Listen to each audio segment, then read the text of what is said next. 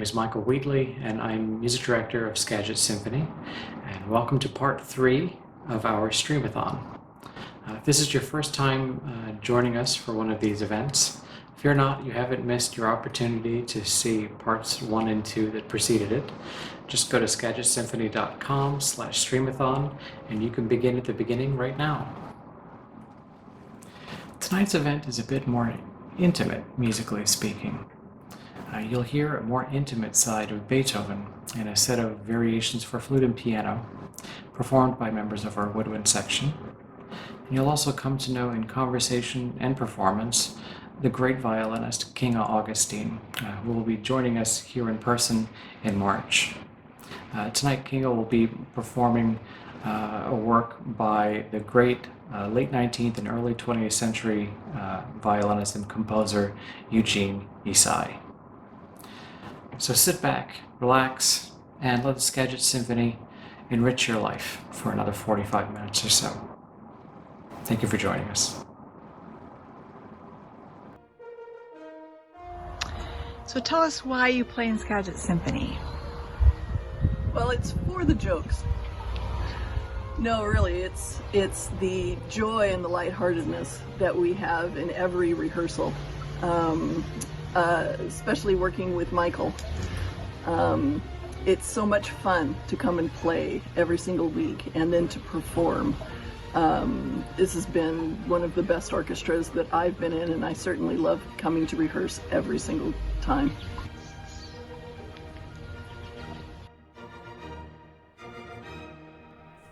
Hi everyone! Little musician here, Maya. And I wanted to say hello to everyone in the Skagit Symphony. We're thinking about all of you and hoping you're doing well this fall, enjoying the change of seasons, and doing well. So what do you have to say? What do you want to show? I have this book that I wanted to show you. It's about musicians. Awesome. So we thought of you when we saw this book.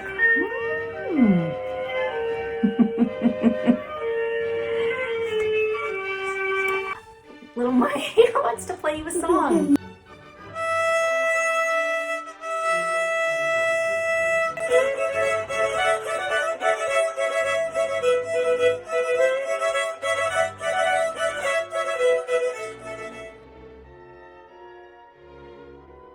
Hi, my name is Michael Stark and I'm the Executive Director of the Skagit Community Foundation, and I'm here today to talk a little bit about the Skagit Symphony. Skagit Symphony is a fantastic organization that we're proud to support. It's one of our nonprofit partners, and I personally have been to several of their incredible programs and encourage everybody to attend whenever possible. Hopefully that'll be sooner than later. I'd also like to mention that there is an endowment that the Community Foundation holds for the Symphony, and to learn more about it, contact the Symphony directly or the Community Foundation. Happy birthday, Beethoven! The first 2 decades or so of the 19th century saw an absolute explosion in the manufacture of pianos.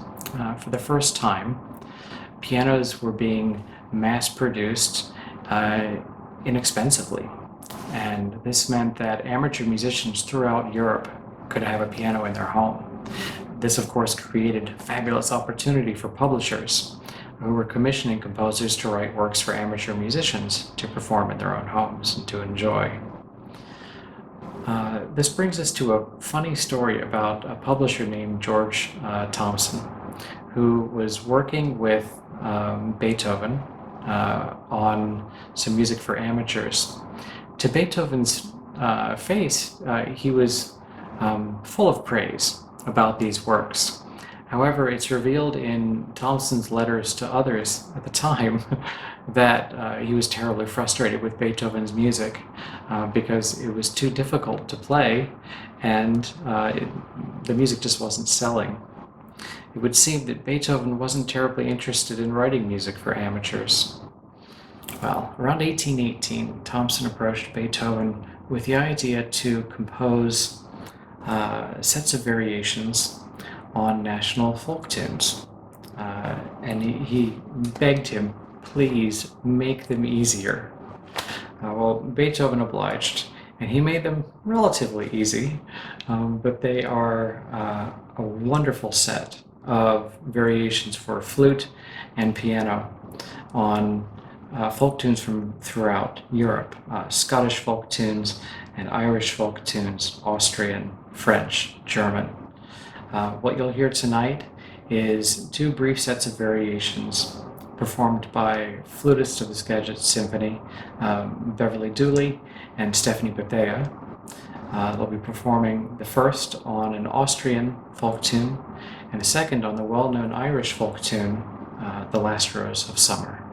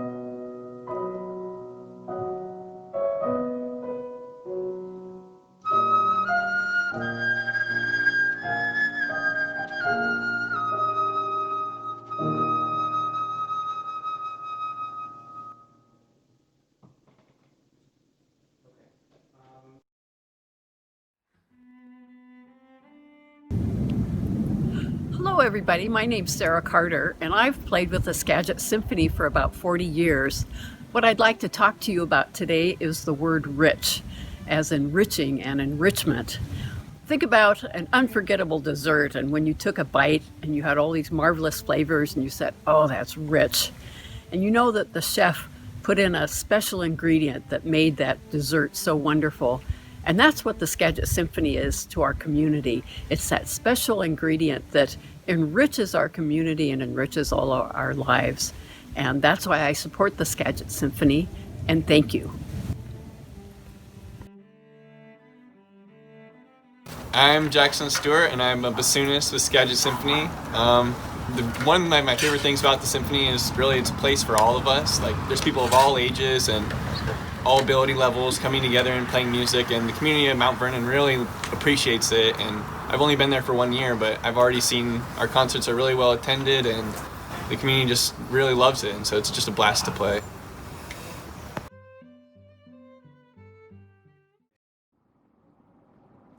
Our guest artist tonight is violinist Kinga Augustyn. Kinga originally hails from Poland. However, she came to the United States in her early teens to attend Juilliard and ultimately earned a doctorate at Stony Brook.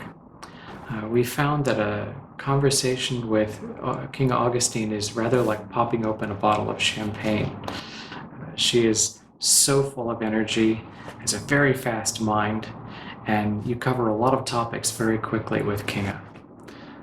What I find equally fascinating, however, is in performance how incredibly focused she is. It's as if all of that mental curiosity and energy gets so focused into the drama and artistry of amazing musical performance. And I think you'll see that tonight in her performance of Eugenie Tsai's Ballade. Eugenie Tsai was considered the greatest violinist of his lifetime. He lived in the late 19th and earliest 20th century. Over 200 works are dedicated to Eugenie Tsai, including works by Debussy and Saint-Saëns and Franck. This particular work, the Ballade, was dedicated to his student and written for George Enescu. George Enescu, interestingly, would go on to teach the 20th century violinist Yehudi Menuhin. The Ballade is structured in roughly 2 parts. There's a slower recitative section that's dramatic, and you can tell some kind of dark story is unfolding. But as Kinga would say, it's up to you to decide what that story is. What follows is a faster, more virtuosic section that is thrilling to watch and a privilege to hear in the hands of a violinist as skilled as Kinga Augustyn. I hope you love this performance as much as I do.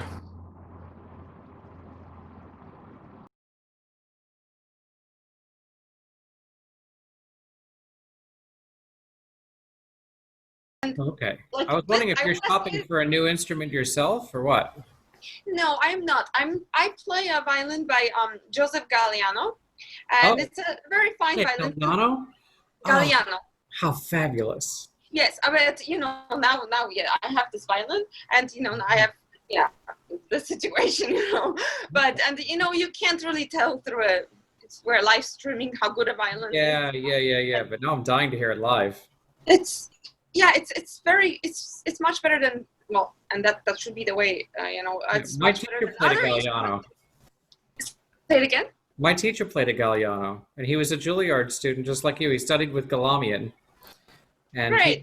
Yeah, and he had a Galliano, and like once in a while in our lessons he would play, but almost never, I mean, there are many Gallianos, and what's really good about the one that I play, and I picked it over more expensive Gallianos, but what's really good about it is that it's strong, it carries really well, and like when I play with orchestra, like it cuts through everything, that's really great. And it's just in a closed room, like with these live streams that I've been doing, you can't really tell that it's a powerhouse, but because you're just playing to a phone or, a computer. Right. But that's what's really good about it. It's strong, but it's old. So it has those qualities that you can't buy, that you can't have in a modern instrument, meaning that you can't buy time, Exactly. You can't buy age, So this is a 1774 violin, and it's old, and it's been also changing a lot. So like Lucas, it's great. And modern violins are of course much less expensive than old instruments, so they are much easier for people. And it's always a risk because you don't know how and when they're going to open up and what they're going to sound like in 10 years. And that is true as well. But and yes, instruments change. Like the Galliano that I play has been changing a lot too. It's very an old instrument. Even after all these years, it's amazing. Oh, actually, luckily for me, it wasn't played very much, so it's in an excellent condition. And like I've been getting many, like at first it was just loud, but I knew it had a potential. And now I'm getting many more colors because I've been playing it for over half a year, and it's opened up, and it's just letting me play. So this is a relatively new instrument for you. It's a relatively new instrument for me. That's correct. I've been playing it since last November. Okay. So yeah, so that's very good. And Joey, that's his name. Joey has been waiting to play music with people. Joey can't wait to perform with orchestras. Yes. Yeah. No, I don't doubt it. We're going to give him some chances. Yes, Good. Joey can't wait. So we've got a lot of stuff scheduled.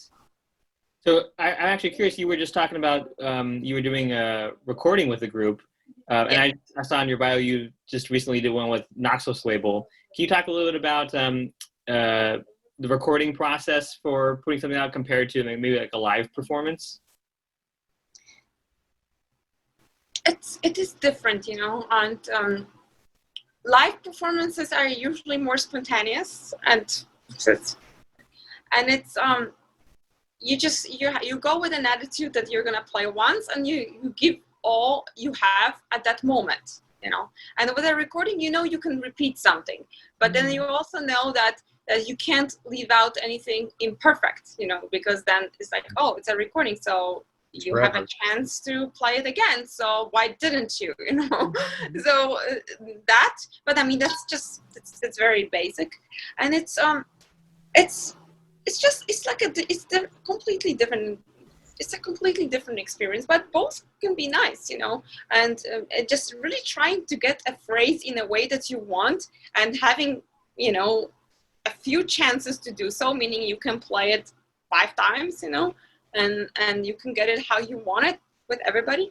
I mean, that's cool as well, but that's different than live performance where you've rehearsed, you know, ahead of time, and then that's where you're at, that's what you have for your audience now, so that's what you give them. And you know, and you, if there is an audience, then you sense, you try to communicate, and you sense, you know, their reactions, their feelings toward the music.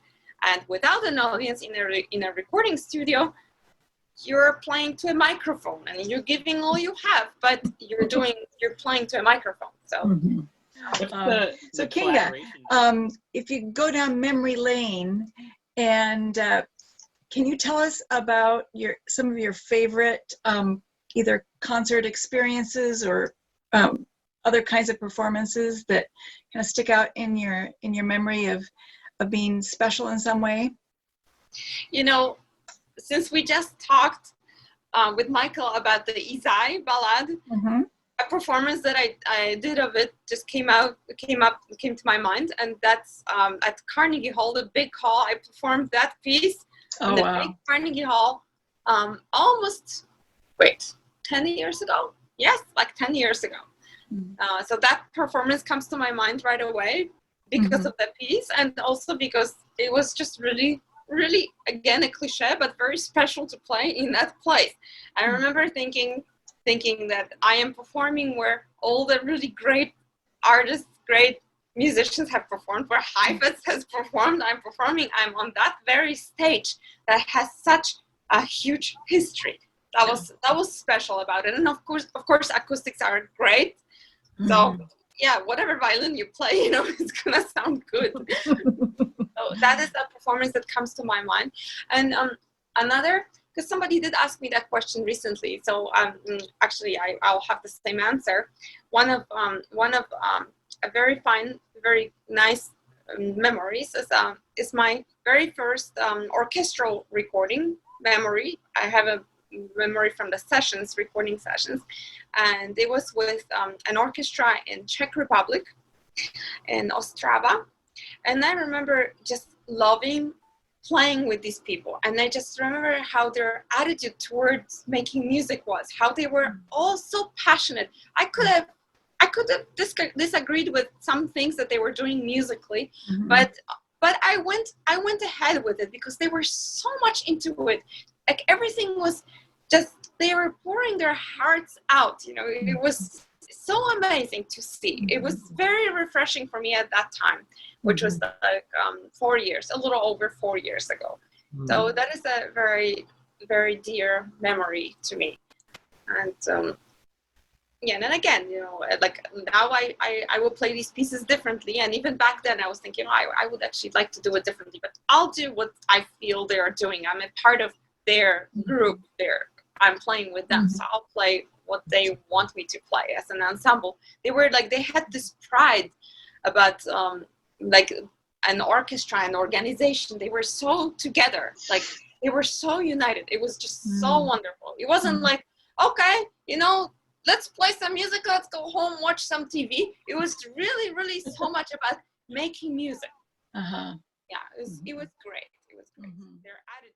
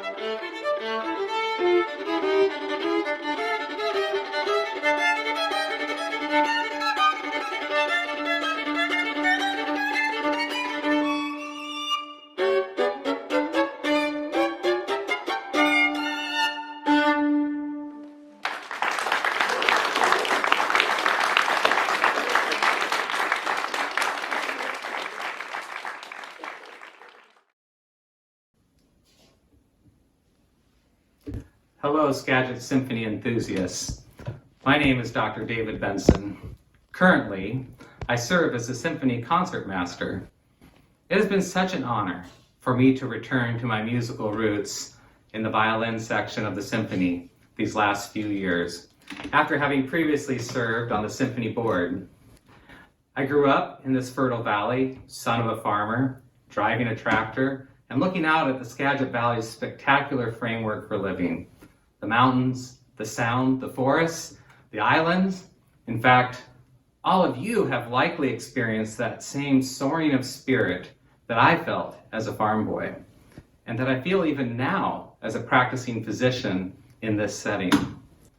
Yet, as majestic as our surroundings are, there is more. There is so much more.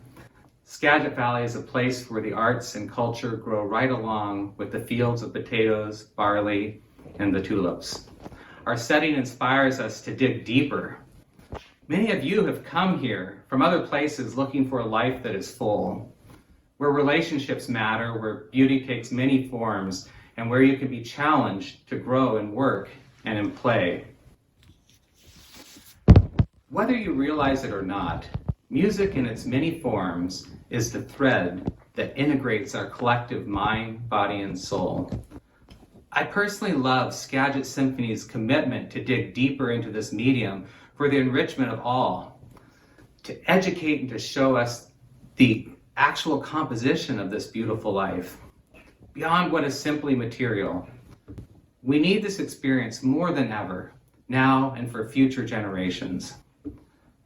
I am asking that you simply let the works of Beethoven, Bach, and Brahms continue to connect you to the majesty that permeates every outward gaze. I urge you to make an investment in the good life. Over 40 years ago, others before you did the same for me. They grew the seed of music that has come to fruition. For this, I am eternally grateful. Thank you for your continued commitment to this vision and to this valley. As you consider donating, please click on the donate button next to this video. Or if it's not showing, just go to SkagitSymphony.com and click it there. On our website, you will see many options for giving today. Donating online, mailing a check, or giving us a phone call. You can also support the Symphony by making an IRA or donor-advised fund distribution, or by checking with your employer to find out if they have a matching program. Thank you again, and I look forward to seeing you at our next Downbeat. Well, thank you so much once again for joining us for part 3 of Skagit Symphony's Stream-A-Thon.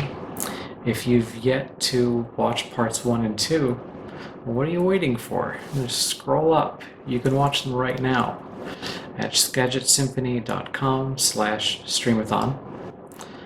In our 4th and final part, you'll find a wonderful conversation with Music Director Emeritus Rupen Shakarian, and you'll also get to know the amazing group of people behind our education program at the Skagit Symphony. Thanks again for joining us, and here's a preview of part 4.